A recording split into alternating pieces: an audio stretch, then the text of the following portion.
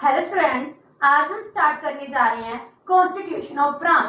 Last session में हमने French revolution है इसको कंक्लूड किया। फ्रेंच रेवोल्यूशन के कोजेस हैं, इसका मेन कोज है, फेजेस है, इम्पैक्ट है, सिग्निफिकेंस है, हमने ये किया। एंड आज हम करते हैं कॉन्स्टिट्यूशन ऑफ फ्रांस। जो फ्रेंच कॉन्स्टिट्यूशनलिज्म है वो क्या है? जो फ्रांस का कॉन्स्टिट्यूशन है जी 16 टाइम चेंज हुआ है सिंस रेवोल्यूशन। तो जो फ्रांस है, फ्रांस का पॉलिटिकल सिस्टम क्या है? तो फ्रेंच पॉलिटिकल सिस्टम तो जब से रेवोल्यूशन हुई है 1789 से फ्रांस के पास 16 कॉन्स्टिट्यूशन थे, जिसमें इन्होंने बहुत ज्यादा एक्सपेरिमेंट्स किए हैं। मीनिंग कभी मोनार्की आती है, कभी डिक्टेटरशिप आता है, कभी रिपब्लिकिज्म आता है। तो डिफरेंट जितने भी कॉन्स्टिट्यूशन है इसमें हर टाइम चेंजेस होते जाते हैं। तो इस तरह 16 कॉन्स्टिट्यूशन है जो फ्रांस के कॉन्स्टिट्यूशनलिज्म में आते हैं। तो जो पहले फ्रेंच रेवोल्यूशन हुई थी, फ्रेंच रेवोल्यूशन में क्या रियलाइज किया गया था? इसमें जो मोटो था लिबर्टी, इक्वालिटी एंड फर्टिलिटी, इसको रियलाइज किया गया। लोगों को पॉलिटिकल राइट्स दिए गए थे, लिबर्टी दी गई थी, एंड जो राइट थे इसको declaration of the rights of man and citizen इस रूप में दिए गए थे। तो जो डेक्लेरेशन है बहुत ही इंपॉर्टेंट है, जिसकी 17 आर्टिकल्स थे, जिसमें सिटीजन्स है इनको फ्रीडम दी गई, इनको स्पीच की फ्रीडम दी गई, इनको लिबर्टी दी गई, इक्वालिटी दी गई, पॉलिटिकल राइट्स दिए गए according to universal adult franchise. ना कि इनको ये कहा गया कि आपको प्रॉपर्टी बेस्ड पॉलिटिकल राइट दिए जाते हैं। तो इस तरह जब रेवोल्यूशन होती है, रेवोल्यूशन से लेकर आज तक बहुत ज्यादा चेंजेस होते हैं। रेवोल्यूशन के जो पर्पस थे वो पर्पस 2 वे से फुलफिल हो जाते हैं। एंड जो कॉन्स्टिट्यूशन ऑफ फ्रांस है ये बहुत टाइम ट्रांसफर हुआ है। ये किससे ट्रांसफॉर्म हुआ है? पहले तो जो मोनार्की रूल था, जो बर्बन डायनेस्टी थी, जिसमें किंग लुई थे, वो क्या थे? डिवाइन राइट्स में बिलीव करते थे। वो कहते थे कि जो किंग है, किंग के पास डिवाइन राइट्स हैं, तो किंग जो भी कहेगा कॉमन पर्सन को वो ही करना पड़ेगा। तो उसकी पावर्स के ऊपर कोई भी लिमिट इम्पोज नहीं की गई थी। तो पहले ये डिवाइन राइट्स पर बिलीव करते थे। जब रेवोल्यूशन होती है, रेवोल्यूशन के बाद जब 1791 में फर्स्ट टाइम कॉन्स्टिट्यूशन अडॉप्ट किया जाता है, तो वो होता है रिपब्लिकन मोनार्की। तो उस टाइम कॉन्स्टिट्यूशन में ये नहीं कहा गया कि हम मोनार्की को खत्म करना चाहते हैं। वो ये चाहते थे मोनार्की ऐसा बनी रहे, लेकिन उसके पावर्स हैं अनलिमिटेड ना रहे, उस पर लिमिटेशंस इंपोज की जानी चाहिए, जैसे ब्रिटेन में होता था। इसीलिए इससे पहले जब 1791 में कोई कॉन्स्टिट्यूशन नहीं बनाया गया था, उससे पहले तो राजा की पावर्स अनलिमिटेड थे। तो फ्रांस का फर्स्ट कॉन्स्टिट्यूशन है रेवोल्यूशन के ड्यूरिंग ही बनता है, जिसको 1791 में अडॉप्ट किया जाता है। जब उसके बाद जो किंग है, किंग ट्रेजन करते हैं, उसके बाद उनको असैसिनेट किया जाता है।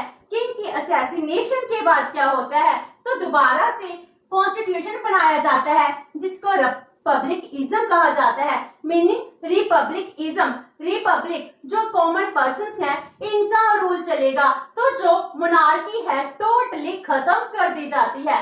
तो जब रिपब्लिकिज्म होता है, उसके बाद स्मॉल डायरेक्टरेट अंडर रॉबिस्पायर जे टाइम पीरियड आता है, जब नेशनल कन्वेंशन है जे फॉर्म होती है। इसमें जो एक पर्सन होता है वो हेड था। जब रॉबिस्पायर हेड होता है तो उस टाइम रेन ऑफ टेरर का टाइम पीरियड स्टार्ट हो जाता है, जिसमें बहुत ज्यादा इनोसेंट पीपल्स है, इनको जिल्टिन किया जाता है, इनको एग्जीक्यूट किया जाता है। तो इस तरह पता चलता है कि अगर एक पर्सन के पास पावर होगी तो वो पर्सन डिक्टेटर भी बन सकता है। तो इसीलिए जो नेक्स्ट टाइम कॉन्स्टिट्यूशन बनाया जाता है उसमें कोलिजियल डायरेक्टरशिप होती है।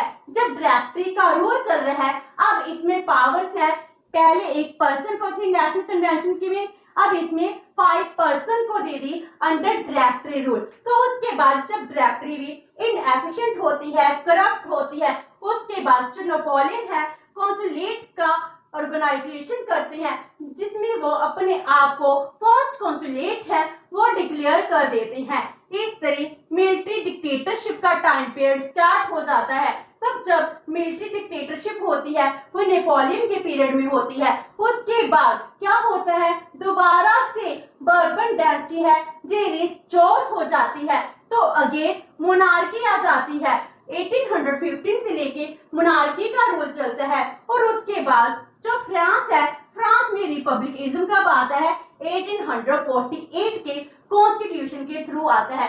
इस तरह जो फ्रांस था, फ्रांस में बहुत ज्यादा अपहेवल्स हुए हैं, चेंजेस होती गई हैं। पहले मोनार्की थी, लिमिटेड मोनार्की, फिर रिपब्लिकिज्म, फिर मिलिट्री रूल हो जाता है, फिर दोबारा से मोनार्की आती है, फिर अगेन रिपब्लिकिज्म आता है। तो इस तरह ये चलता जाता है। तो जो फ्रेंच पॉलिटिकल सिस्टम है इसमें बहुत सारी चेंजेस आई है। इसमें टोटल 16 कॉन्स्टिट्यूशन थे जिसमें हम कहते हैं तो फर्स्ट रिपब्लिक, सेकंड रिपब्लिक, कितने रिपब्लिक कॉन्स्टिट्यूशन चल रहे हैं आज के टाइम में। जो फ्रांस है, फ्रांस का 5th रिपब्लिक कॉन्स्टिट्यूशन चल रहा है, लेकिन जहां पर हम 16 कॉन्स्टिट्यूशन कहते हैं तो इसको 5 पार्ट्स में कैसे डिवाइड किया जाता है। तो अब हम स्टडी करते हैं कॉन्स्टिट्यूशंस ऑफ फ्रांस। इसमें आता है फ्रेंच फर्स्ट रिपब्लिक जो 1792 से लेकर 1804 तक होता है। जब नेपोलियन है, नेपोलियन कॉन्सुलेट रूल है, इसको खत्म कर खुद ही डिक्टेटर बन जाता है, तो फ्रेंच फर्स्ट रिपब्लिक होता है। उसमें ही चार्टर्स है जो इशू किए जाते हैं, तो इसको फ्रेंच फर्स्ट रिपब्लिक में कंसीडर किया जाता है। इसके अंडर 9 टाइम्स कॉन्स्टिट्यूशन है वो बनाए जाते हैं। तो जो फर्स्ट रिपब्लिक था इसके अंडर जो फ्रांस है, फ्रांस का फर्स्ट कॉन्स्टिट्यूशन कॉन्स्टिट्यूशन ऑफ 1791 है, इसको अडॉप्ट किया जाता है 3 सितंबर 1791। जिसके बाद लेजिस्लेटिव असेंबली है, इस असेंबली को फॉर्म किया जाता है। तो ये हो गया फर्स्ट कॉन्स्टिट्यूशन ऑफ फ्रांस। तो ये 1791 में आता है। जो लेजिस्लेटिव काउंसिल थी, लेजिस्लेटिव असेंबली थी, ये प्रॉपर वर्क नहीं करती। ये 2 इयर्स के लिए इलेक्ट की जाती है, लेकिन इसमें इतनी ज्यादा ब्लड शेड हो जाता है, प्रॉब्लम्स क्रिएट हो जाती हैं कि इसको विद इन 1 ईयर है वो पर डिसॉल्व करना पड़ता है। तो उसके बाद जो जिरोंडिस्ट हैं, जिरोंडिस्ट भी अपना कॉन्स्टिट्यूशन प्रोजेक्ट है वो प्रेजेंट करते हैं, क्योंकि इस टाइम जो जिरोंडिस्ट थे वो डोमिनेंट थे। तो जिरोंडिस्ट क्या करते हैं, अपना प्रोजेक्ट देते हैं जिसको फ्रेंच नेशनल कन्वेंशन में प्रेजेंट किया जाता है इन 1793। इस तरह जिस सेकंड कॉन्स्टिट्यूशन बन जाता है जो 1793 का कॉन्स्टिट्यूशन था। इस बिटवीन रॉबेस्पायर का रूल चल रहा है जिसमें रेन ऑफ टेरर स्टार्ट हो जाता है। तो उसके बाद जब नेशनल कन्वेंशन है इसको डिसॉल्व कर दिया जाता है, तो फिर ड्राफ्टेड रूल स्टार्ट होता है। उसमें आता है कॉन्स्टिट्यूशन ऑफ ईयर 3, मींस जो ईयर 3 है इस कॉन्स्टिट्यूशन को 22 अगस्त 1795 को अडॉप्ट किया जाता है। इसके थ्रू डायरेक्टरी है, डायरेक्टरी को इस्टेब्लिश किया जाता है। तो उसके बाद जब कॉन्सुलेट है इसको इस्टेब्लिश किया जाता है, वो किया जाता है according to constitution of year 1799, जिसके थ्रू नेपोलियन है वो फर्स्ट कॉन्सुलेट बने थे। इसके साथ ही कॉन्सुलेट मिलिट्री डिक्टेटरशिप है इसका रूल स्टार्ट हो जाता है। तो उसके बाद जो नेपोलियन है वो दोबारा से कॉन्स्टिट्यूशन बनाते हैं, कॉन्स्टिट्यूशन ऑफ ईयर 10, 1 अगस्त 1802 को। जिसके बाद कॉन्सुलेट है पहले वो 5 इयर्स के लिए थे, अब उसको फुल लाइफ टाइम के लिए इस्टेब्लिश कर दिया गया। एंड उसके बाद कॉन्स्टिट्यूशन ऑफ द ईयर 12 है वो आता है जो 1804 था, जिसमें फर्स्ट फ्रेंच एम्पायर है इसको इस्टेब्लिश किया गया। मींस इसमें अब रिपब्लिकिज्म चल रहा था, अब फ्रेंच एम्पायर स्टार्ट हो गया, जिसमें कहते हैं नेपोलियन ने रूल किया था। नेपोलियन ने अपने आप को एम्पायर है वो डिक्लेयर कर दिया था। इस तरह जो 1804 में 6th कॉन्स्टिट्यूशन ऑफ फ्रांस है इसमें फर्स्ट फ्रेंच एम्पायर है इसकी इस्टेब्लिशमेंट होती है। और उसके बाद जब वॉर चल रही होती है, नेपोलियन वॉर में लगा हुआ है क्योंकि यूरोप की अदर कंट्रीज है वो भी फ्रांस के अगेंस्ट हो जाती हैं। तो इस टाइम जब वॉर पीरियड खत्म हो रहा है और उसमें चार्टर ऑफ 1814 आता है, जो 6th वॉर ऑफ क्लूजन थी, जिसमें नेपोलियन हार जाता है और उसको एग्जाइल कर दिया जाता है। और उसके बाद जो बर्बन डायनेस्टी है, इसको रिस्टोर किया जाता है। जो इसके किंग लुई 18 थे, उनको मोनार्क बना दिया जाता है। इस तरह चार्टर ऑफ 1814 है, इसको डिक्लेयर किया जाता है। और उसके बाद वो वापस आते हैं आफ्टर 10 मंथ। नेपोलियन जब वापस आते हैं तो वो चार्टर ऑफ 1815 है, वो इशू करते हैं।